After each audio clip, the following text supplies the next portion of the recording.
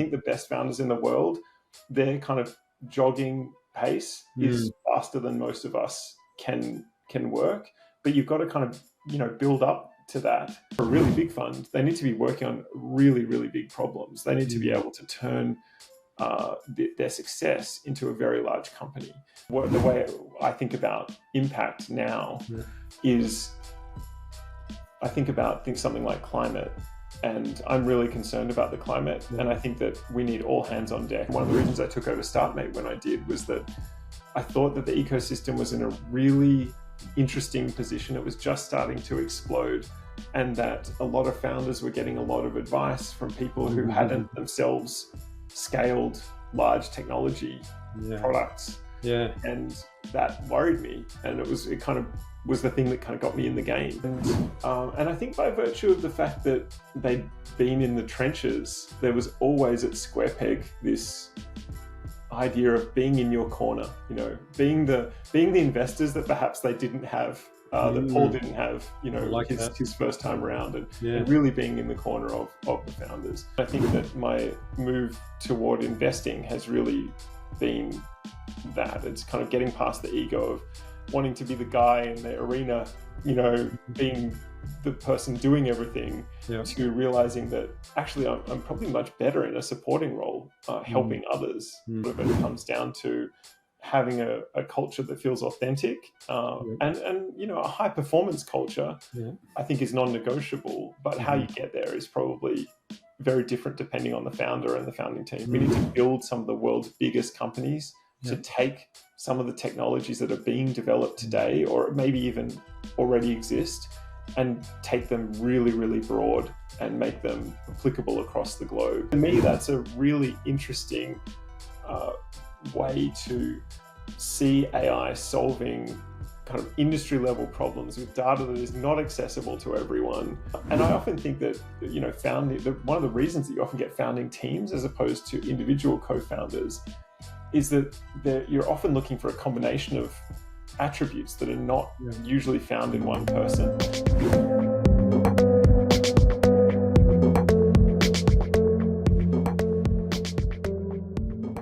Just before we get started, if you're enjoying the podcast, can you please hit subscribe or follow? This helps me tremendously to grow my channel. Welcome, James. It's great to have you on the podcast. Thanks for having me.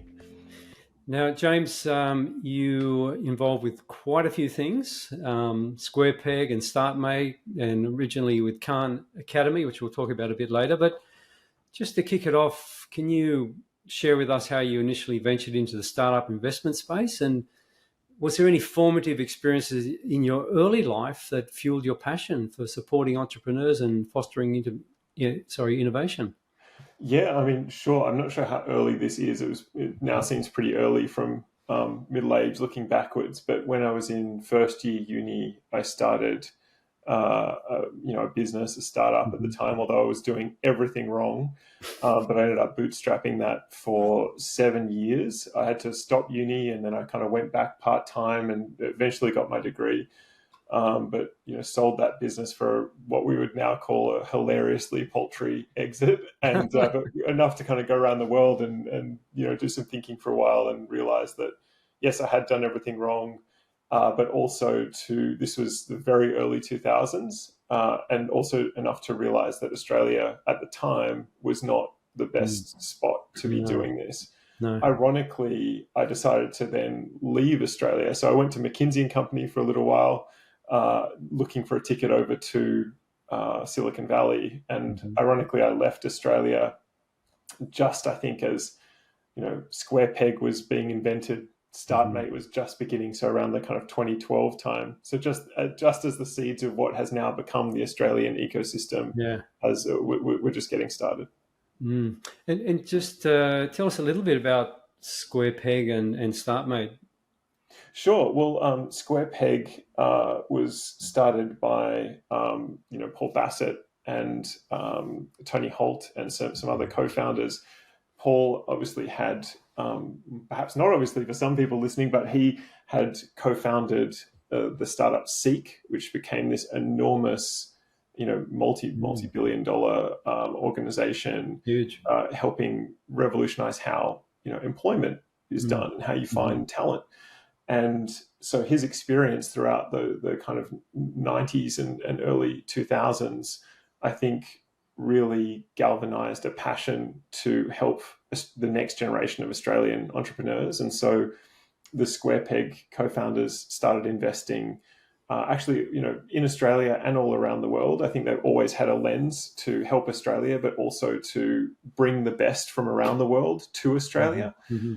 And I think by virtue of the fact that they'd been in the trenches, there was always at SquarePeg this idea of being in your corner, being the investors that perhaps they didn't have, that Paul didn't have, his first time around, and really being in the corner of the founders.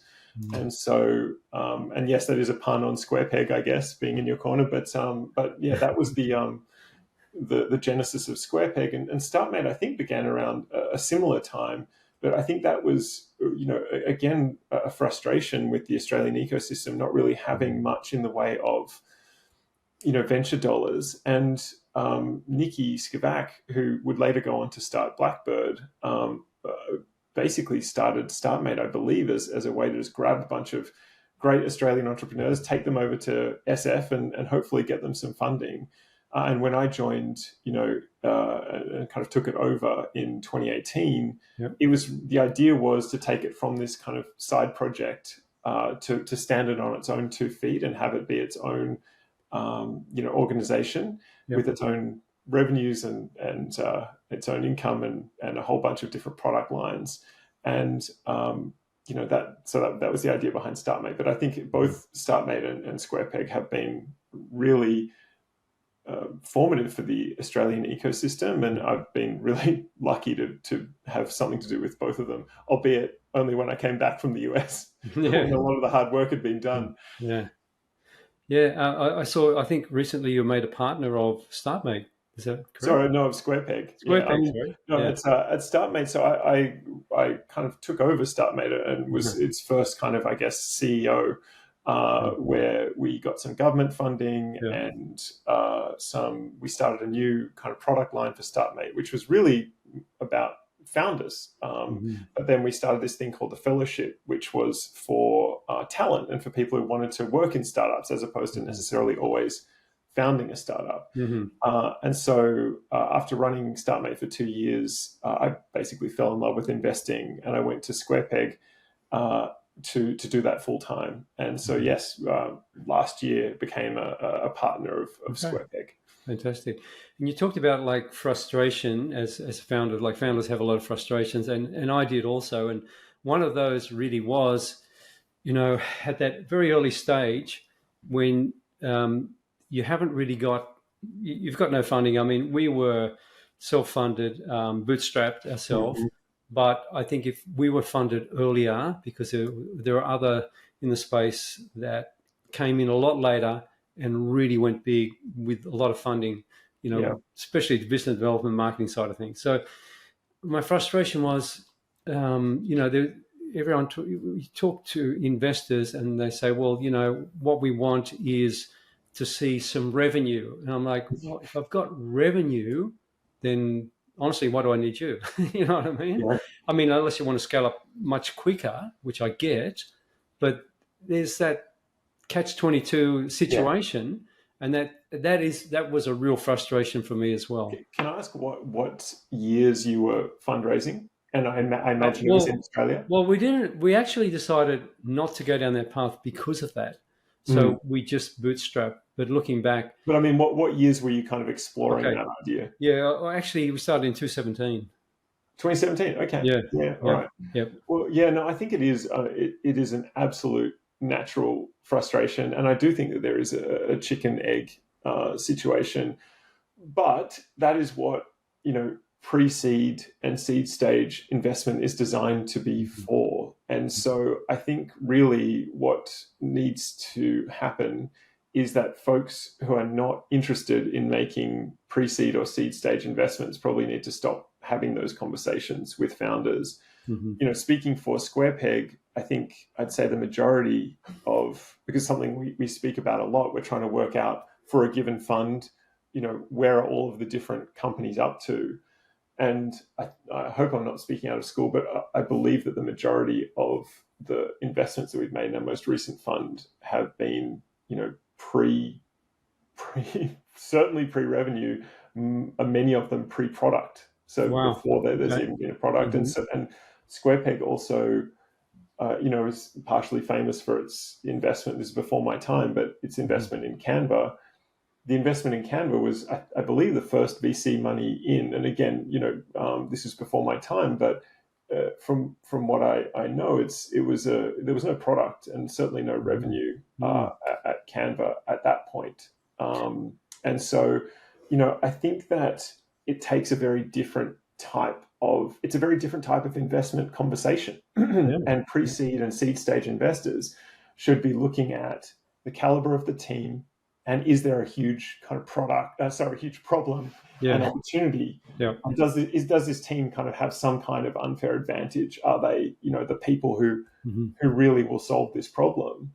And, really looking for revenue and evaluating traction at that stage is probably, you're not in the right conversations if folks are kind of asking those questions. Yeah, and plus, I think a lot of people look at Shark Tank as well. I was in those early days, and I know I've actually spoke to Alan Jones. We both know him, and he was like, he's been there, and it's not what you see on screen. It's a little bit different in the background, and it's not always the reality, or not the reality really in the space. But no, I really commend you for investing in those early stages if they've got a good team and a really good idea, because that's when you need the most help, I feel. I think that, listen, I think it's interesting in that there's often a tendency among new investors or angel investors to try to invest in the teams that they can help the most. And certainly I love helping startups. It's one of my absolutely favorite things to do. Although when I find myself in that mode, I think when I'm thinking about a new investment, I need to kind of consciously pull myself out of that mode and really be thinking, no, what am I learning from these founders? The best founders in the world. Yes, I'm sure a firm like SquarePeg will be able to help them with connections and other things. There'll be definitely ways to help them with funds, but then the best founders in the world are not ones that you're kind of thinking, oh my God, look at all these opportunities I have to really help them. You're kind of looking at them going, wow, like I'm learning so much from these people. They are incredible. And I think that is something that a lot of angels and new early investors could probably think about, which is to make sure that they're not, over-indexing on the people they can help. That's interesting. I was just thinking about, like, if you're investing in, like, you're buying houses, like, as investment, you should never look at the ones where you particularly want to live and that you like. It has to be like on the investment criteria for that. So it's similar. I think that's a kind of a good analogy in that there are, just as with buying a house, there are these intangibles that are hard to kind of quantify. And certainly as you get earlier and earlier, and you were talking about seed stage and pre-seed stage investing, those intangibles become a larger and larger part of the puzzle. And so you probably need to do it well, I would say. And listen, I'm still early in my investing journey, so I'm certainly not holding myself out to be an authority. But one of the things I think about in my learning journey is to constantly be cataloging my biases and trying to drill down on where a lot of these beliefs come from, that one startup or one founder is really amazing or terrible, and to really be interrogating those, and to be working with a great team who can really push each other and hold each other to account for the various different opinions that go flying around in an investment committee. So if I am a startup in the very early stage, and I say I have a good team, because we've said that's really important, what other criteria do you look at as well, apart from really, really knowledgeable and you can learn a lot from them? What other criteria would you look at? Well, yeah, on the knowledgeable is definitely one thing. You're kind of looking for folks who have some kind of unfair advantage, or I've heard folks call it like secret knowledge, or things that they've learned over time spent banging their head up against the wall of a particular problem. And that's very true. But there's also lots of other elements of team that we're looking for. So just raw horsepower, energy, just that ability to just crush things that are in front of them. And I often think that one of the reasons that you often get founding teams as opposed to individual co-founders is that you're often looking for a combination of attributes that are not usually found in one person. So you need that level of vision to be able to dream and see the solution, or see that there is some kind of amazing solution to a really big, important problem. And almost what would you call it? The naive optimism to believe that it's possible that you could do that. Yeah. Combined with that just day to day, hour to hour, getting things done, incredible levels of organization, incredible levels of drive, of, attention to detail. All of that stuff matters. And it is often, I don't know, but I wonder if that's why you often find, co-founders, because one of them might be more the visionary dreamer, and the other one might be more the let's get everything done type person, as well as having other kind of complementarities, like, the level of, we often talk about the level of tech DNA within a business. So, how kind of, deep is the ability to deliver the required technology. So often with the startups we're looking at, it's software.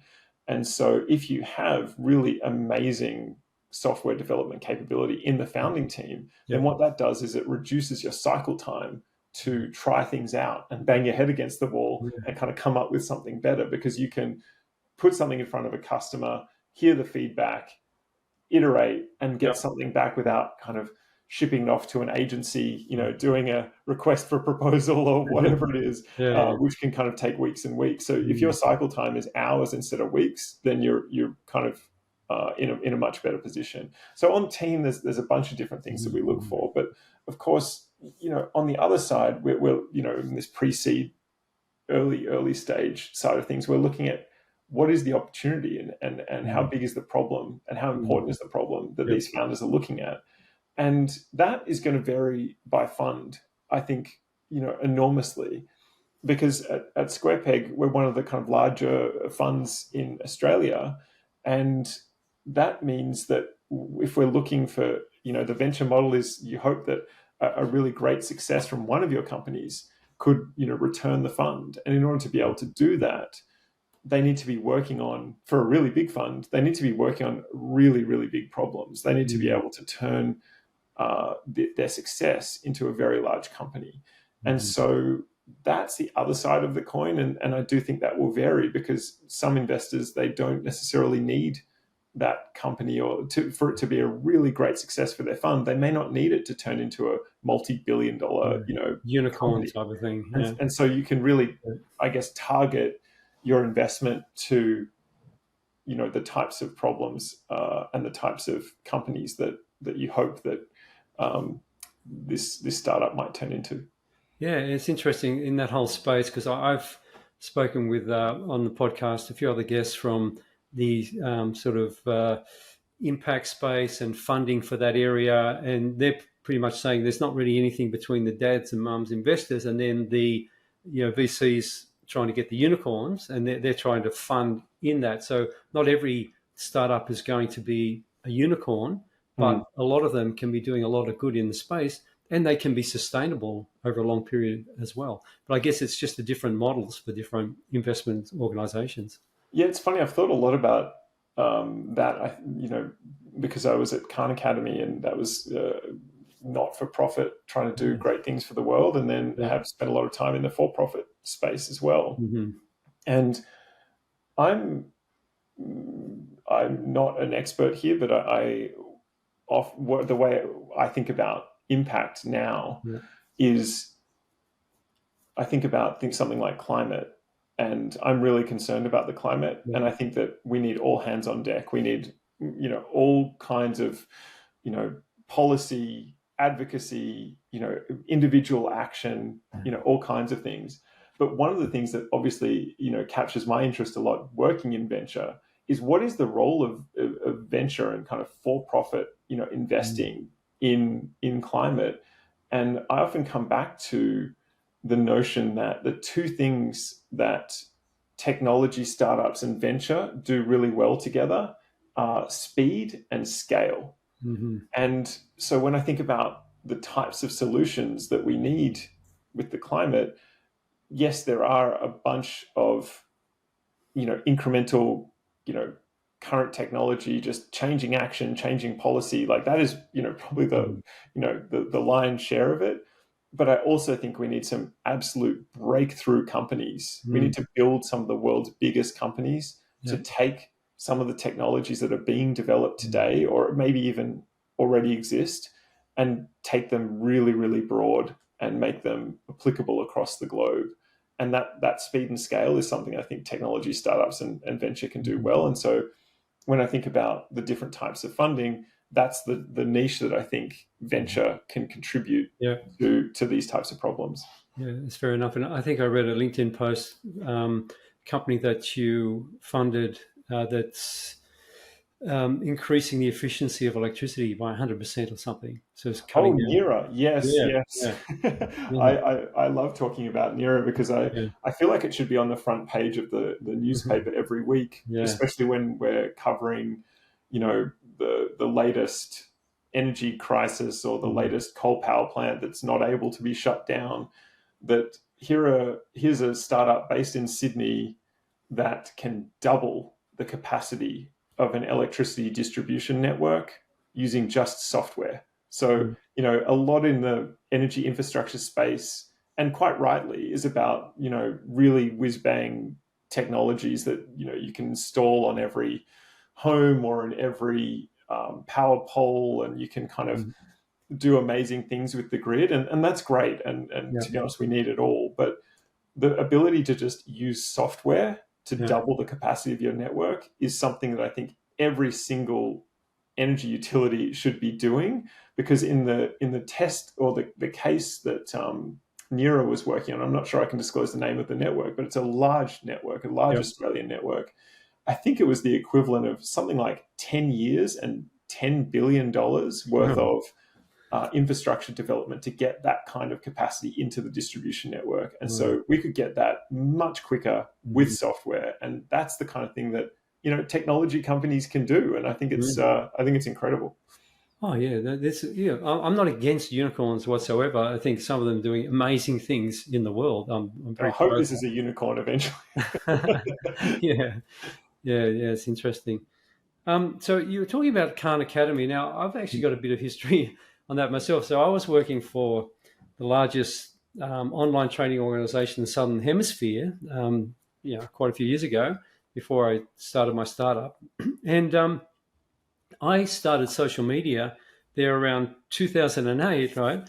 So I was getting into Facebook. I was looking, I would do Facebook, or I can't even remember the other one that was competing at the time. And then I started getting into YouTube. So on one side, we had the top marketing guy that was spending heaps of money on creating all these fancy marketing sort of videos. And I just said, no, let's just create videos, like get the teachers out there and get them doing things and showing people what we do. And that worked really well. Some of them got millions of views. And at the time, I used to use Khan Academy as an example. Say, look at this guy. He started just, I think, teaching his cousins in New York and Los Angeles, I can't remember where. Yeah. And then he said, oh, this is working quite well. And then just grew from there. And but they were all like, oh, but, we can't put our stuff online. I said, look, everyone is anyway. And I think RMIT had a lot of stuff happening at that time as well. And look at now, you can learn anything online. I said, you show, how skilled you are, and then people will more likely want to enroll in your organization. And in fact, that organization, for a while, when YouTube came out, they actually banned YouTube. Oh, really? And then my manager at that time said, well, let's set up our own external network. So we set up a separate network so that people could see the YouTube. So yeah, tell us a bit about like, how did you get involved with Khan Academy, and did you meet Khan, and, tell us about Oh how yeah, of you grew course. that as I well. mean, Yeah. I work directly for Sal. In Okay. fact, caught up with him. I'll be catching up with him hopefully in a little while. I'll be Okay. over back in the US. But so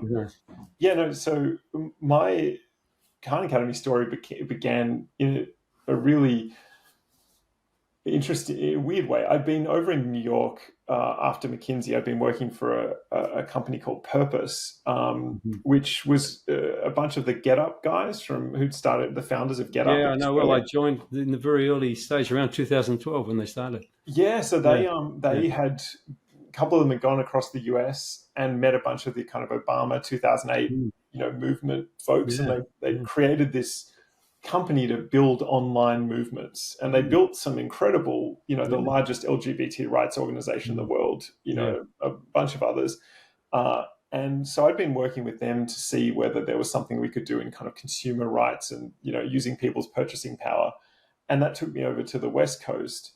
And so I was looking, but it was always just kind of a short-term gig, and I've been looking around and talking to folks.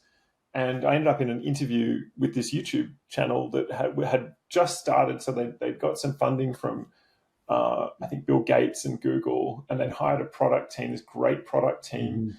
And they were building an ed tech product and to kind of take it beyond YouTube.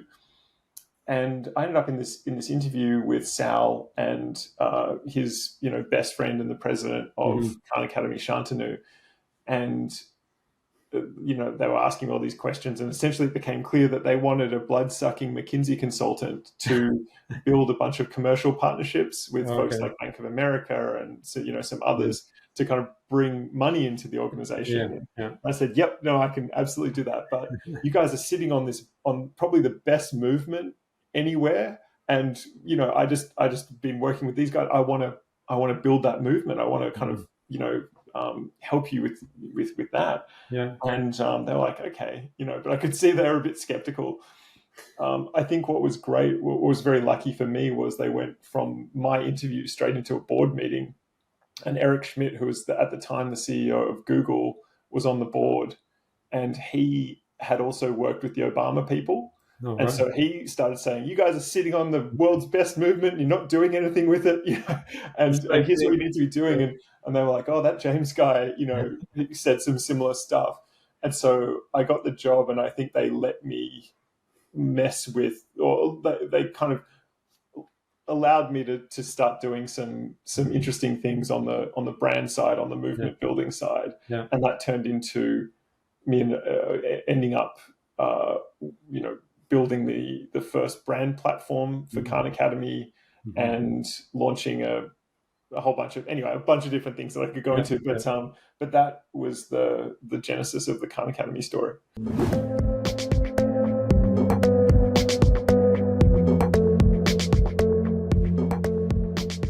In regards to building brands, that's really important with startups as well. You've got to build that over time. Let's say there was a startup, somebody had a podcast that was helping early stage startup founders, right? Yeah. Could be anybody. Yeah. What sort of branding advice could you give them? Well, the first piece of advice I would say would be, don't listen to me about it, because there are way better experts. And the one I would point you to, actually I'm working with right now, is Ariel Jackson. She is, especially for kind of early stage startups and, perhaps early stage podcasts. She is one of the best in the world. She works at First Round. She's their kind of marketer in residence. And she was also the first product marketing manager for Gmail and for Square. And so she's really lived it, as well as a good advisor. And I would say listen to her podcast on Lenny's podcast. And she really goes through, it's the most actionable podcast I think I've ever listened to. She goes through, purpose, positioning, personality. And I think every early stage startup should listen to that and try to distill down really what are they about? And that's where the purpose comes in. And what is the quest that you're going on? Because one of the things that is so frustrating when folks talk about these kind of missions and visions and all that kind of stuff. It's like, listen, we only have time to remember one thing about, and I'm not even talking about investors. I'm talking about your employees, your, the people your stakeholders. They've only got time to remember one thing about your company. And for people like Google, organizing the world's information and making it useful and accessible, that is an incredible purpose. And you can remember that, and every employee can remember it. Whereas, so much that's out there is just, do the right thing for people. It's all very high level stuff. And I think distilling down to what is your startup about? What are you trying to do? What is the quest that you're on? Is a really good first step. For that branding stuff. Should be really just in one sentence. For Khan Academy, it was a free world-class education for anyone, anywhere. And that's a quest that's worth going on. And that's something that, people want to help you out with. And there's a lot of power in that. Yeah, no, it's interesting. I'll have to get Ariel Jackson, is that the name, on the show? I can ask her. Okay, thank you. So I'm not really a startup at the moment. I'm actually just doing this because I enjoy doing it. I do want to help other founders because I've just been there, and I know all the, it's such a difficult journey. And so learning from others, if I had that before, I think I would have made way less mistakes and 100%. More chance of success. So that's as simple as that for me. I'm not thinking about any other thing. I'm just doing it organically and letting it run where it runs. That's great. Yeah. Okay, so, as you know, this is the Fail Wisdom podcast, Startup FailWisdom. So, obviously you had a very successful career, but nobody has all that success without having their failures as well. So could you talk about a personal failure or in a startup or personally and the lessons that you learned? Yeah, so many. I think my first startup was, I think of it as there was some good stuff about it, but there were so many failures associated with that. And yes, we got a minor exit and we, managed to move on to other things. But we did everything wrong. We built something that was very bespoke. It was very high touch. There was no product. It was all just kind of like a consulting type business. And, it was just, there was so much that only looking back on it and only by having gone through it did I realize how painful and painful a direction we kind of chose to go in. Even though it really worked out in some other ways. So that's, one. Then, I think probably the deepest failure or the thing that I've struggled with the most has been being very fear and achievement based in terms of what motivates me to do things. And I think that is pretty kind of dirty fuel to run your life on. And I think it's served me okay when I've been, younger and had a lot of energy and a lot of good health.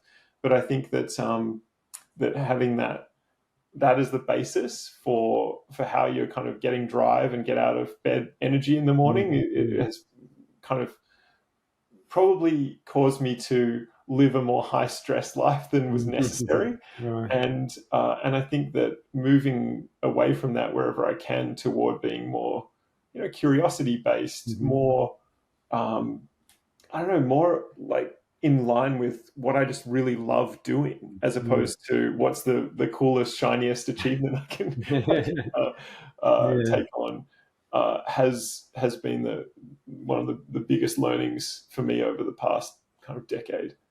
That's interesting. And what are some of the fears that motivated you? Oh, yeah, it's funny. I think a lot of them are quite amorphous. And so this is getting probably more deep than you want to, but I think growing up in my family, I had an interesting situation where my mum went blind kind of, when I was in about year 5.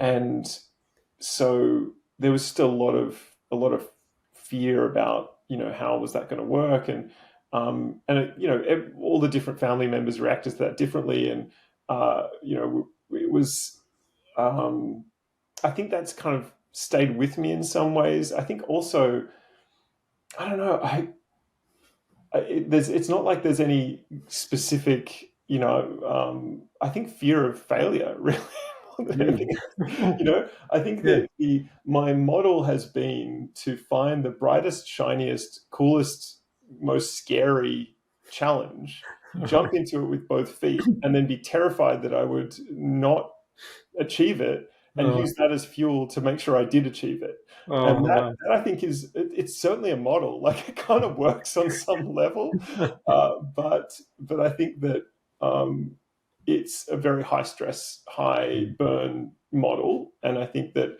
you can achieve, I hope, equally as much and perhaps even more important things by tapping instead into what really comes naturally to you. What is it that you want to be doing? What is it on kind of a deeper level?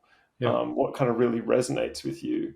And I think that my move toward investing has really been that. It's kind of getting past the ego of wanting to be the guy in the arena, being the person doing everything, to realizing that actually I'm probably much better in a supporting role, helping others, and that's more me.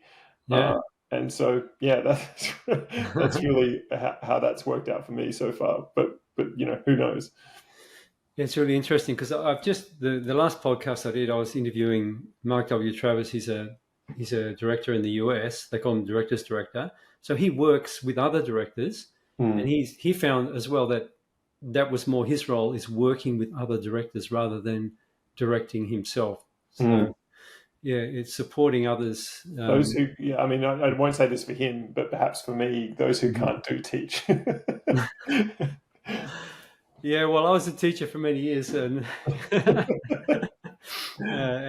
being a startup founder, I was it jack of all trades, master of none type of thing. So very much so. Yeah, but it's also I'm really good at on-demand learning, and that's you got to be like that as a startup founder, and you got to know when to relinquish to others as well. But absolutely, your story as well about you pushing yourself like that. I've interviewed quite a few others, and their journey, they've pushed and pushed, and like, for example, one was working 100 hours a week for a big organization, the other's working in a marketing firm for 20 years and totally stressed out, and then they sort of all got burnt out, and then they come to that realization and they change everything they were doing. So it's good if you can actually slide into that before you actually have a burnout. I'm pretty sure I did. My body shut down pretty badly on me in actually second year of StartMate, so around 2019. Right. So it's such a familiar story. It's such a familiar story. Yeah. So all of the founders listening now, like, it is a really stressful, particularly when you start. There's so much to do, and you haven't got money, you haven't got the resources, and you think, will I get in, investors, and will this going to work? And then you have problems with technology, you have problems with everything, and you've got to look after a team. I think it's one of the most stressful and rewarding jobs.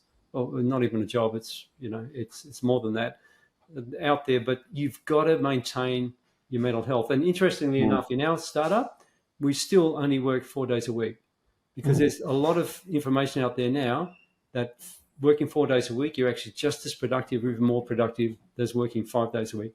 That's interesting. I'm not sure. I'd love to see that. The way I think about that question of 4 days a week or how hard to work is slightly different. I often kind of think about, it depends on what type of startup you're trying to make, and often, because we're in venture and we're trying to find these companies that can be some of the biggest, most impactful companies in the world. I often think about it. It's almost like the business Olympics. It's like, and so if you think about folks who are outliers, and then you can think of how fast does an Olympian run, the 400 meters, or even, take the metaphor, more appropriate metaphor is probably the marathon, right? Because it's a startup is not a sprint. No. It's you're doing it for a long time. What I often think about is the way to compete with all the other businesses that are trying to do this. It may be to do 4 days a week and to just focus on the absolutely most important things you can do. My sense is you probably need both. You probably need absolute ruthless prioritization and the ability to work really, really hard. The best way to work really, really hard, though, is to build yourself up to the point where you just jogging is someone else's sprint. And I think that's what the best founders are able to do, is they, like Kipchoge running the marathon. There are videos you can go online, like you can see online, of people just trying to keep up with his marathon pace for 50 meters. And they can't do it because for them, his marathon pace is a sprint. And I think the best founders in the world, their kind of jogging pace is faster than most of us can work. But you've got to kind of, build up to that. And ideally, in order to continue that, you're going to have to be using some clean fuel. And so, that's kind of how I think about that one. Yeah, I think you can work the midnight hour, so to speak, for a while, but after a while you get burnt out. But it's also the way you organize yourself, the way you work, the way you prioritize. And when I say 4 days a week, it was like most of the people working for us were 4 days a week, but we were actually more than that. But still, I would have at least 1 day off. So it was mainly the team that was working with us. And because they had 3 days, they could really refresh and relax. Oh, interesting. And they really appreciated that. They were just amazing. We didn't have to tell them anything. They just, this is our priorities, what we're doing. And they just, and plus treat them really, really well. And then they'd appreciate that. And micromanaging. That's super interesting. I mean, my thought on that stuff is that there's no one right way to build a kind of world-class startup. I think you've got really hard charging, hardcore, startups that do really well. And then you've got really kind of more, warm and fuzzy, startups, and both can do incredibly well. So I think a lot of it comes down to having a culture that feels authentic, and a high performance culture, I think is non-negotiable, but how you get there is probably very different depending on the founder and the founding team. Yeah, it all comes down from the founders, that's for sure. Now, also recently I saw one of your posts on LinkedIn. You were talking about AI in healthcare and climate. What are your thoughts on AI? Because we're talking about coding before, and how if you've got a founder that's a really good coder, they can code something in hours instead of days or weeks. Now, I was talking to a co-founder the other day, and they've got an HR platform, and now they've got a plug-in with AI. He starts writing a few words of code, boom, boom, boom, and then the line comes up, and everything is really sped up massively. And I was also talking to, his nickname is Rabble. He was actually the first person in Twitter, believe it or not, and he brought in Jack Dorsey. And he was saying before, coding was 95% problem solving and 5% coding, and now it's the other way around. It's 10% problem solving using AI and 90% actually programming or developing. So I'll have to dig up that podcast. Super interested to my understanding of the Twitter story is that it was kind of Jack Dorsey invented it, but we'll see. He was brought in as CEO, and then he was kicked out by the board, and then this guy Evans, as CEO. Got it. Yeah, and he was only brought in as a CEO. Well, it's on the other podcast, but because there's another person was more high profile than him, and I think, is Twitter really going to work? So we'll put Jack as the CEO. Right. Yeah, no. So AI. I think that I'm really interested in the parts of this AI revolution that we're in that are probably the least sexy. Okay. Because I look at the speed with which incumbents are able to leverage, these new tools, and the speed with which folks or tools like ChatGPT are getting better. And I'm not convinced that a startup doing something that a incumbent can do with data that's available to everyone is the best use of their time. I mean, I could be totally convinced that that's wrong. So, I'm really open to having all and any kinds of conversations with founders around AI. But where I'm kind of gravitating toward are the least sexy parts. So using these large language models as part of a tapestry of solutions, because one of the things they do really, really well is transformation, taking one, data formatted one way and kind of turning it into data formatted another way. And that can be enormously impactful in the right tapestry of AI tools. And so a company that I invested in a while ago in New Zealand is called Partly. And they're building essentially just a massive database of all of the parts in the world. And there are kind of enormous numbers of different types of cars that fit different types of parts. And so that combinatorial problem results in like billions and billions and billions, of different combinations that all need to be worked out for you to make sure that you're getting the right parts for your car. And so no one's really done it. It's a very human-based industry. And in fact, most car parts, if you were buying car parts, you'd feel like you're in the 1990s. Like maybe you can scroll, but you probably need to call up and have a chat with someone. And so, in order to revolutionize that industry, yes, Partly are using some of the large language model technology. They're also using some of the other kind of more open source breakthroughs that have happened in other parts of the AI landscape, and they're also building a lot of their own technology. And so they're solving this kind of very unsexy problem of kind of car parts and making sure you're matching up the right car parts. And to me, that's a really interesting way to see AI solving kind of industry level problems with data that is not accessible to everyone, and that I find that very exciting. Well, it's very impactful. It's really interesting. So, I mean, you've had a really interesting and amazing career already, and you're still very young compared to me anyway. So what's next for James? Oh, I mean, I'm just doubling down. I'm really kind of happy to be at that part of my, I guess, life or career where I feel like a lot of the big decisions I'm really happy with. So I love, where I'm working. I love the partners I work with, and I love the what I get to do day to day. And really, it's just about doubling down on that, finding great founders to work with, and helping them to the best of my ability. And where do you see the whole startup industry in Australia and New Zealand in the next 10 years? Because it's obviously there's been massive changes and you've been a big part of that as well. So where do you see it going in the next 10 years? Well, I think venture is very cyclical as an industry. And I think we're going through our first real downturn or kind of, negative cycle in this most recent incarnation of Australian and New Zealand venture.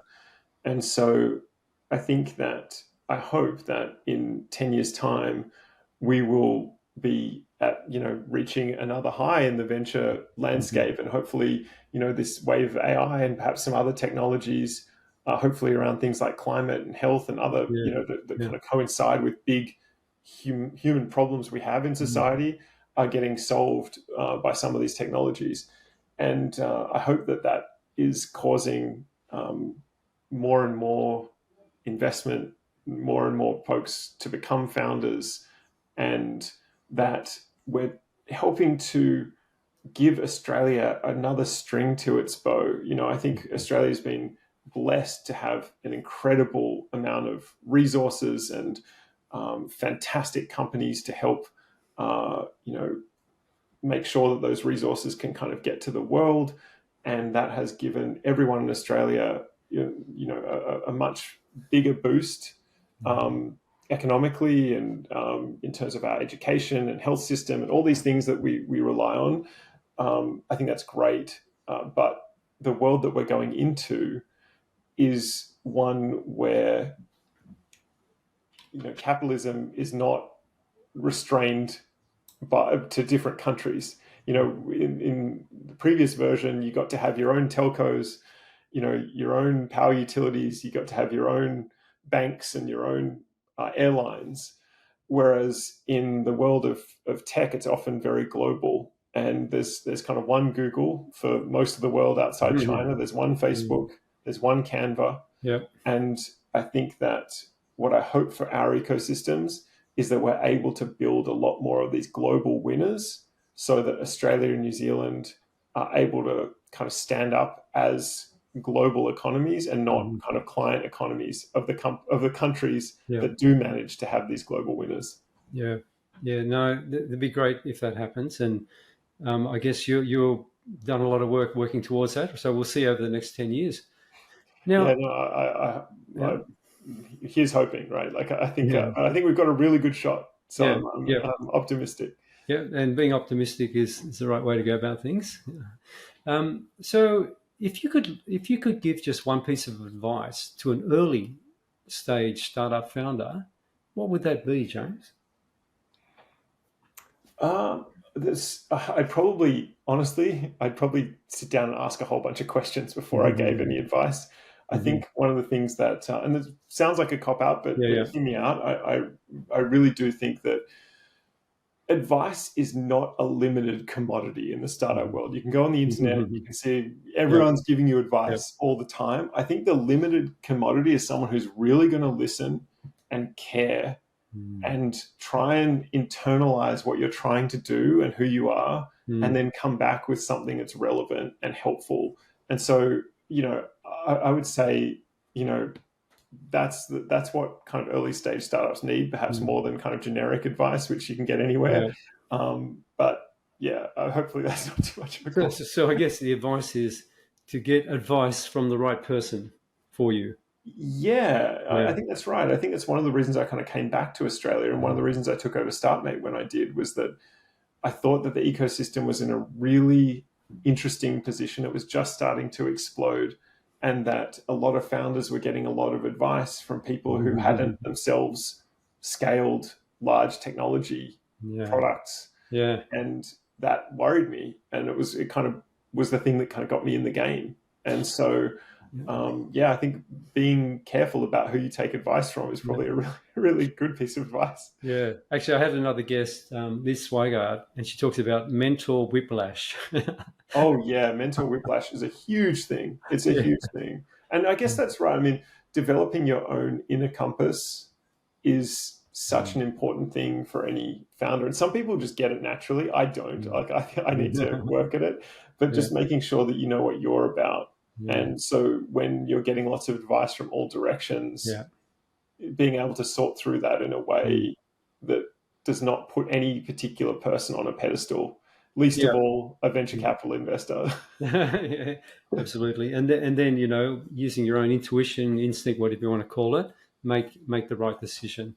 But if you have too many mentors, and that happened to me, then it gets really confusing. But you have the intuition as well. Who's the right person for you? Absolutely. Yeah. Right. Yeah. So to finish up, what's a question that you've never been asked that you wish someone would have asked you? Oof. God, that's going to be a tough one. Maybe something. One question I don't get asked. I may have been asked it before, but it's always about me, right? And I think maybe one question would be, who are the other people who are perhaps not super well known or are kind of out there doing great work who perhaps could use some more attention. Okay, so who are those people? Well, I mean, I think there's a bunch. I think that so I'll call out my wife, Kate Mason, who is doing incredible work with helping how people communicate. She's more accomplished than I am, and is an incredible resource in terms of if you're going to take advice from someone. If you're interested in how you communicate and how you get across, I would point to her. Okay. I think in Australia we tend to often look, in internally in the startup ecosystem to other people. Whereas I think perhaps one of the things we could do better is bring in more thinking from outside Australia. Mm-hmm. And so I think Ariel Jackson, who I called out before as being just an incredible source of marketing, branding knowledge, is a really great resource for founders. And it's so important, isn't it? Marketing and branding. I think Alan Jones, that we talked about before, he does T-shirts just for fun. And on one, he said, if you think the startup industry is about tech, you're wrong. It's all about marketing and sales. No, absolutely. I think I think there are some really great, emerging climate funds that I'm a fan of. Regen is one. They're based up in Byron, but also in the US. Yeah. And I think the folks at Tenacious are really fantastic too, and they do excellent work. And so I think that in the climate space in particular, there's some great emerging voices. Even though Tenacious has been around longer than I've been at SquarePeg, so I'm not calling them an emerging voice. I'm just kind of saying that they're fantastic. Yeah. And so those would be a couple. Okay, fantastic. All right. Well, look, I really appreciate you coming on and sharing your wisdom with everybody. And there's lots of great nuggets of advice. It's been a pleasure talking to you, James. No, it's been great. Thank you. I mean, feel free to edit this right down. I don't think I'll need any editing. No, it's great. It was great to meet you, Paul. Thanks for the time. Yeah. All right. Thanks, James. All right. Cheers.